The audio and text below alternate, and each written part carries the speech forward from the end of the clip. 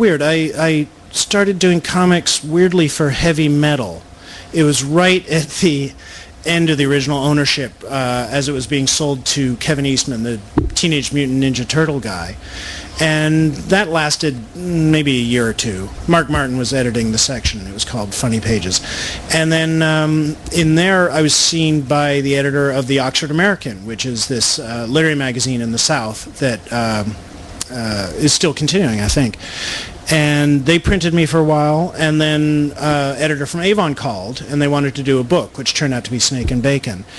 And unfortunately, before I finished the book, Avon was sold to HarperCollins, whom I shouldn't say anything about because I can't think of anything nice to say. So they've been tough to deal with. It's been really tough. I do wish that book had come out from a comic publisher. I've had so much a better time with Fantagraphics. They're very loyal, they're very consistent, they're very interested in what they're publishing. They do what they say they're going to do. I can't say enough nice things about them. And, you know, they get the stuff out there and it gets seen by the right people, whereas I feel like that book was just buried, and it's still being printed, but in a kind of dodgy, slightly print-on-demand version. And it's just a weird situation, you know. So after Snake and Bacon, you know, I decided to try magazines. So I spent a few years hardcore working in magazines, and it's not the best place anymore. Well, it definitely isn't now. But even 5-10 years ago, it's just not that great. You can't really develop anything in magazines anymore. So after that level of frustration, I was ready when Fantagraphics said, "Want to do a comic?" And here we are. Yeah. Any more? Oh. Hey. Since you mentioned Hodags and Hodaddies, I'll tell the anecdote of being in Michael's apartment at a party, and a bound like 3-ring notebook was sitting on the coffee table. It was called Dreams of Tintin, and it was full of his kind of like comics of Tintin, and that's what inspired me to come and ask him if he could actually do comics and if he wanted to do them. And I think you did a couple Tintin parodies. It was Dreams of Tintin, but it was like Tintin as the rarebit fiend. Yeah, it was with LSD. Just surrealist craziness. It was that was my first real comics, and it was just for fun, just to kind of amuse myself and see what was going on. So yeah, that's right. Williamsburg in 1990? Wow, long time ago. Anyone else?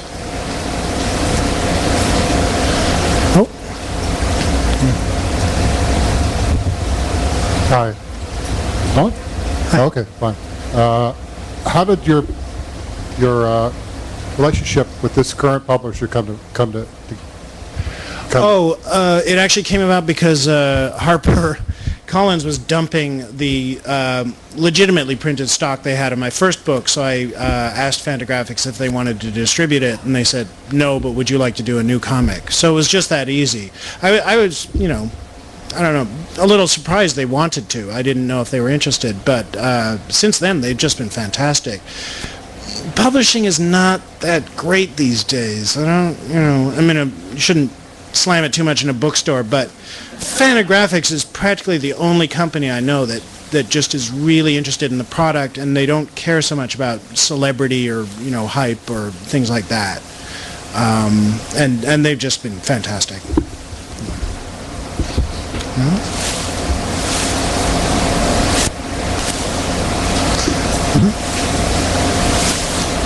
That's it? Okay. Last call for questions. Last. This is a question that really has little to do with anything. Does your sense of humor run to the kind of humor where you could enter the New Yorker caption contest? I've actually had comics in the New Yorker a few times. I've worked for the New Yorker for about 15 years now, and so I can say definitely not. Absolutely not. No.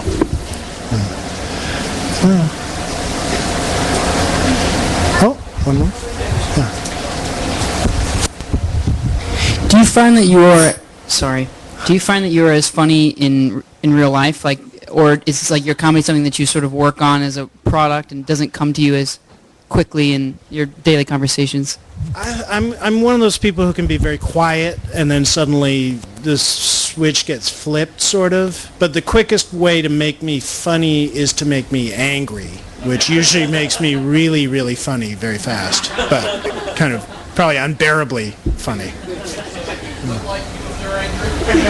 You might, depending on what your attitude was towards whatever I was getting angry about. Yeah.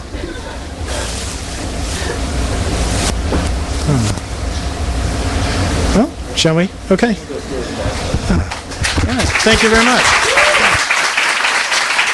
Thank you so much for coming.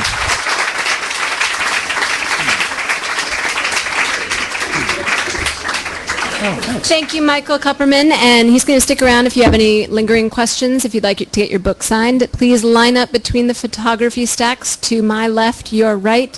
Thank you all for coming tonight. We've got Ed Begley Jr. coming in September. Check out strandbooks.com. Thank you all for coming tonight. Good night.